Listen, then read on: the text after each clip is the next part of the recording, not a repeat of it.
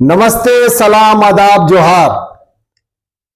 हम एक बार फिर से हाजिर हैं। हम यानी सरफराज कुरैशी, न्यूज स्टॉपेज वाले, और हमारे साथ वरिष्ठ पत्रकार, देश दुनिया की खबरों पर कड़ी नजर रखने वाले, बड़ी पकड़ रखने वाले सैयद शहरोज कमर, जीटी रोड वाले।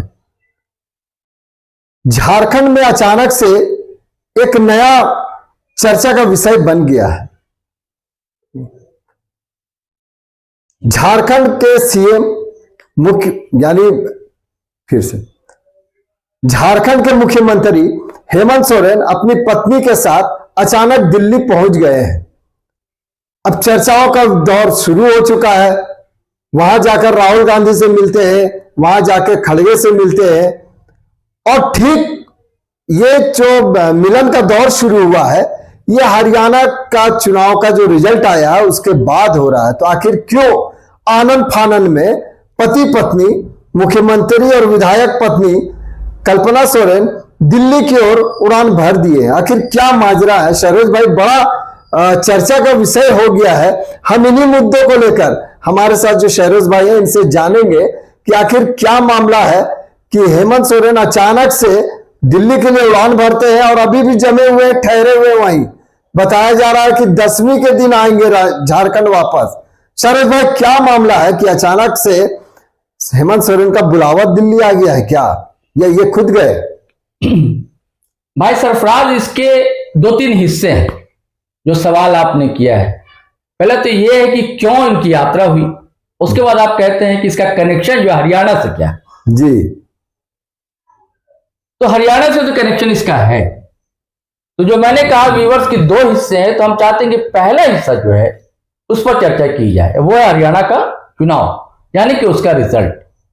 और थोड़ी बात लंबी होगी, क्योंकि जब तक हम पूरी कहानी नहीं बताएंगे भाई सरफराज जी, हमारे व्यूअर्स भी नहीं समझ पाएंगे। क्योंकि देखिए, ऐसा लग रहा था कि हरियाणा में कांग्रेस की लहर है। बिल्कुल, सारे एग्जिट पोल यही बता रहे थे। आप किसी भी परिचित से हरियाणा फोन करते, किसी पत्रकार से या किसी आम परिचित से, तो आपको 10 में से 8 व्यक्ति यही पता था कि हरियाणा में कांग्रेस की लहर है, कांग्रेस की सरकार आ रही है। जी, कांग्रेस, बिल्कुल। लेकिन आखिर क्या कारण रहे कि पूरा एकदम पलट गया? बाजी जिसे कहते हैं ना, कि बाजी पलट गई और जीत का मुकुट जो है फिर सैनी साहब जो वहां के सीएम है उनके माथे चढ़ गया। भाजपा की हैट्रिक हो गई। जी, भाजपा की हैट्रिक हो गई। जिला इकाई भी आपकी काम नहीं कर रही ठीक से, आपका संगठन भी वहां पर नहीं है, तो आप कब तक ठीकरा जो है ईवीएम पे फोड़ते रहिएगा? और अगर आप ठीकरा फोड़ रहे हैं तो आप पहले ये मांग क्यों नहीं रखते हैं? रखना चाहिए ना पहले मांग, कि भाई हम ईवीएम से चुनाव नहीं लड़ेंगे, बैलेट पेपर से चुनाव लड़ेंगे, तब हम चुनाव में शामिल होंगे। लेकिन ऐसा कहते हैं, जहां जीत जाते हैं ना तो वहां ठीकरा नहीं फोड़ते हैं कांग्रेस वाले, जहां हार जाते हैं वहां ठीकरा फोड़ते हैं। देखिए अखिलेश यादव को सरफराज भाई आप भी जानते हो, लोकसभा में कितना अच्छा प्रदर्शन किया उत्तर प्रदेश में। जी बिल्कुल। फिर भी सदन में अखिलेश यादव ने साफ कहा कि ठीक है, लेकिन मुझे ईवीएम पर विश्वास नहीं है। 80 सीट भी जीत जाऊं तो भी मुझे भरोसा नहीं होगा। ये कांग्रेस कहने को राजी नहीं है। और दूसरी तरफ अहंकार, बहुत अहंकार ले डूबा। शरद भाई, बात ये तो आपने हरियाणा की कह दी। मेरा सवाल जो था उस पर जी बताइए, नहीं आ पाए। आएंगे, बोलिए। सवाल ये था कि आखिर अचानक से हेमंत सोरेन क्यों चले गए दिल्ली के लिए, उड़ान भरे हैं, इस पर बात नहीं हो पाई। अब देखिए, वहां भी ठसक में रहे कांग्रेसी, और झारखंड में भी सरफराज भाई ठसक में है कांग्रेसी। हाँ, कुछ दिनों पहले की बात है, गुलाम अहमद मीर साहब ने एक बैठक ली कांग्रेस की, और उसमें कह दिया कि आप लोग भाई 34-35 सीट अगर जीत कर आएंगे तो हमारा कांग्रेस का मुख्यमंत्री होगा। फिर कहा कि नहीं, रोटेशन में होगा, जेएमएम का होगा, कांग्रेस का होगा। जब घुड़की दी जेएमएम के नेता सुप्रियो भट्टाचार्य ने, तब फिर कहने लगे अरे नहीं, मैं तो अब बुस्टअप कर रहा था कार्यकर्ताओं को। तो ये इनकी आदत है, ये प्रेशर डालते हैं क्षेत्रीय दलों पर ताकि ज्यादा से ज्यादा सीट हासिल कर सके, जबकि इनकी हैसियत वैसी नहीं रहती। आप याद कीजिए बिहार का विधानसभा चुनाव, आज बिहार में इंडिया अलायंस की सरकार होती, तेजस्वी यादव ने बहुत मेहनत की, राहुल प्रियंका गांधी ने वैसी मेहनत वहां नहीं की, और लेकिन लड़ने को तैयार हो गए। हैसियत थी नहीं, 70 सीटों पर उम्मीदवार खड़ा कर दिया। जीते कितना? 16 सीट से भी जीत सके जी। पर उससे जब थोड़ा बहुत रिजल्ट यहाँ अच्छा रहा, यहाँ 21 सीटों पर खड़े हुए थे, नहीं सॉरी, वहां 22 विधायक जीते थे कांग्रेस के, यहाँ 21 पर खड़े हुए थे और 16 विधायक जीते झारखंड में। और इस बार भी चाह रहे हैं। और राजद का तो और बड़ा बुरा प्रदर्चन रहा था सरफराज भाई, 7 जगह पर खड़ी हो गई थी झारखंड में और सिर्फ एक जगह चतरा सीट जीती, सत्यानंद भोक्ता मंत्री भी बन गए। नहीं, इनका पहले से भी राजद का, यहाँ राजद की जमीन रही है यहाँ पर। हाँ ठीक है, जमीन रही है ना, लेकिन जीत नहीं सके ना। हाँ, हार हो गई। नहीं, सवाल है कि आखिर अचानक से जो गए अभी तक उस पर नहीं नहीं, मैं बता रहा हूं तो थोड़ा बात लंबी होगी, जब इस बात समझ में आएगी। तो ये कांग्रेस अपने दम में अभी भी प्रेशर कांग्रेस डाल रही है कि हम जो ज्यादा से ज्यादा सीट ले लें जेएमएम से अलायंस में। हालांकि बीच में कई बार जेएमएम वालों ने कहा अगर आप ऐसा कीजिएगा तो हम लोग 81 सीट पर अपना प्रत्याशी खड़ा कर देंगे जेएमएम, लेकिन यह भी संभव नहीं है। चुनाव तो मिलजुल कर ही लड़ना पड़ेगा। मैं हमेशा कहता रहा हूं कि पहले क्या था, केंद्र में कांग्रेस की सरकार होती थी तो गैर कांग्रेसी दल एकजुट हो जाया करते थे, चाहे दौर जनता पार्टी का हो चाहे दौर जनता दल का हो।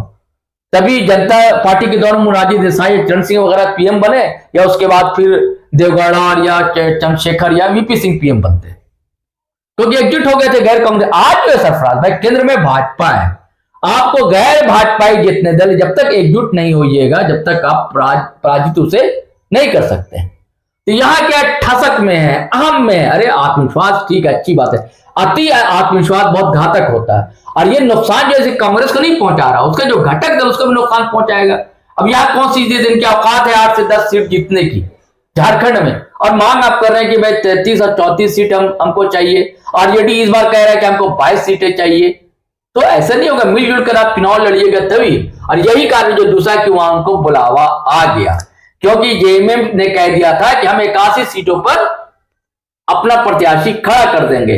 तो कांग्रेस हाईकमान को लग गया अरे ऐसा नहीं हो कि हरियाणा का परिणाम जो सरफराज भाई यहां दोहरा दिया जाए और यहां पूरी तरह मिट्टी पलीद हो जाए हमारी, झारखंड में भी जैसे कि हरियाणा में ही। क्योंकि जैसा खटपट चल रही थी यहाँ की स्थानीय कांग्रेस की इकाई है और इनके जेएमएम के बीच में, तो इसलिए धावा धावी कहा जाता है कि हाईकमान से बजाते कांग्रेस हाईकमान ने फोन किया है। अब पति पत्नी कल गए सरफराज भाई, आज तक वही हैं दोनों, रात से सबसे मिलना जुलना चल रहा है। कहा जा रहा है कि सेटिंग गेटिंग सब जो है शायद हो जाए। जी सरोज भाई, जो राजनीतिक झारखंड के जो राजनीतिक गलियारों में जी चर्चा ये है कि जेएमएम इसलिए अभी अपर हैंड हो गया है। जैसे हरियाणा में कांग्रेस की सरकार नहीं बन पाई, कांग्रेस का प्रदर्शन खराब हो गया, तो कांग्रेस भी अब रिस्क लेने के मूड में नहीं है।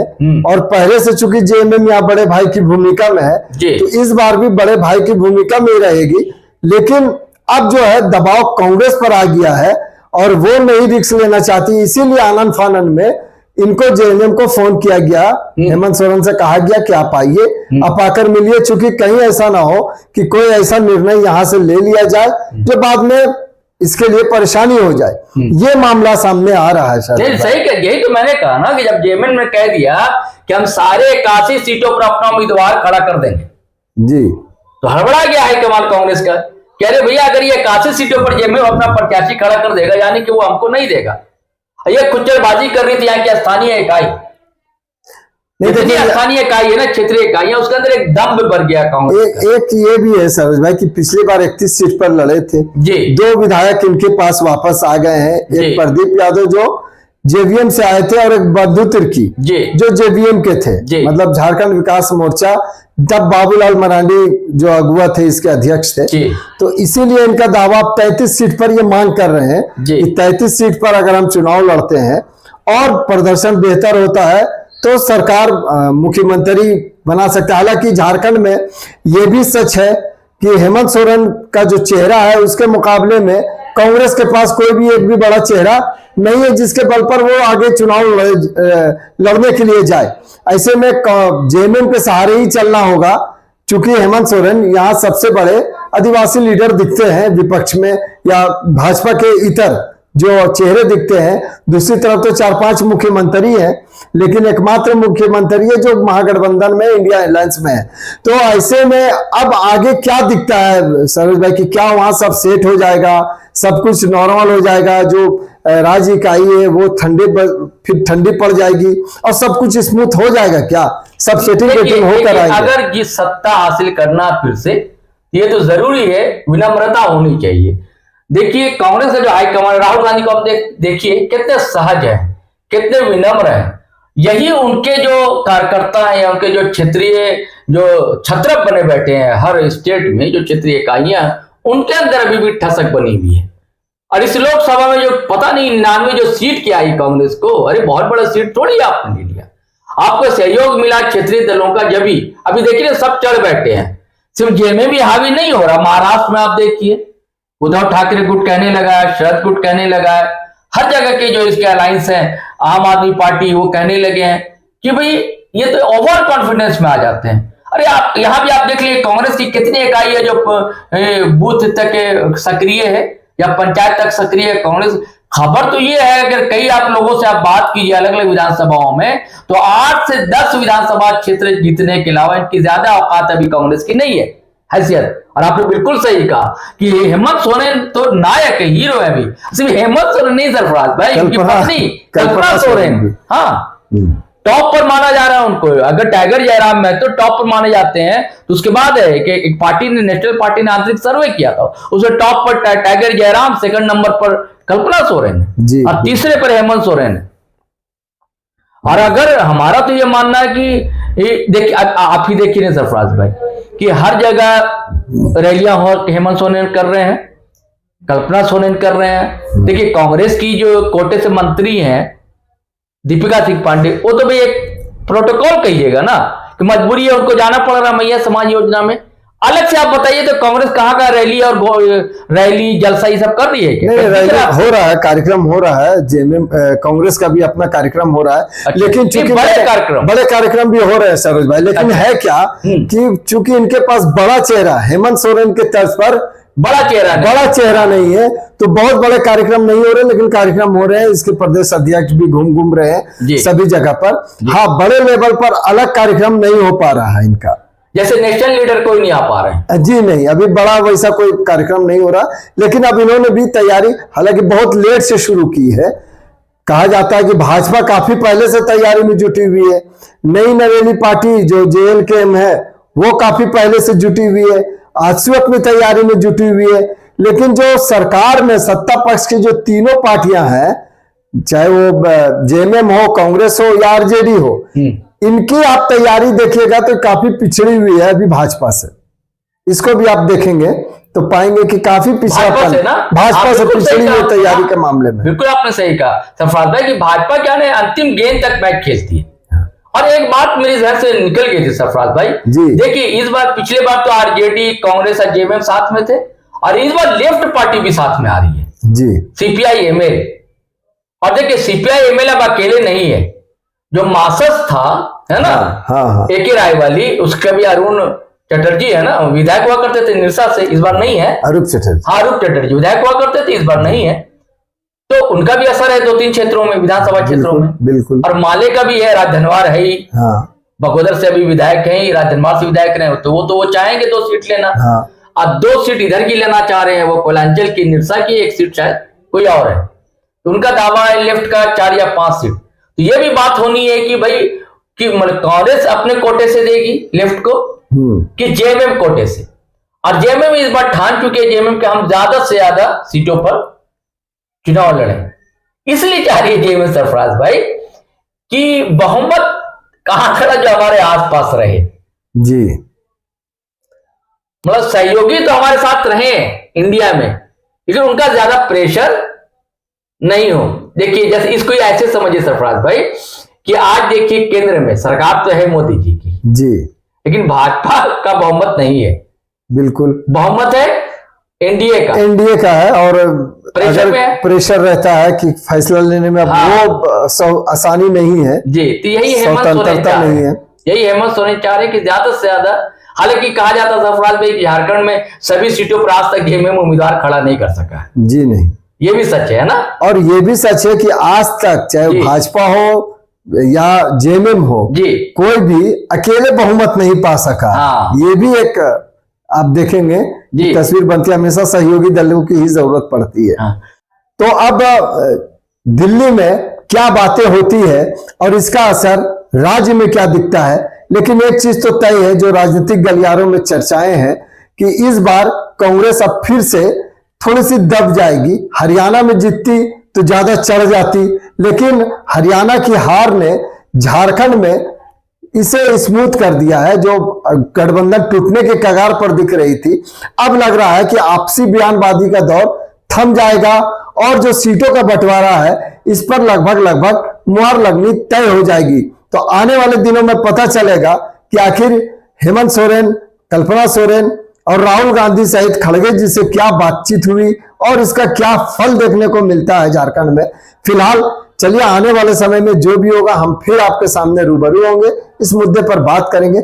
अभी फिलहाल हमें इजाजत दीजिए, बहुत बहुत शुक्रिया।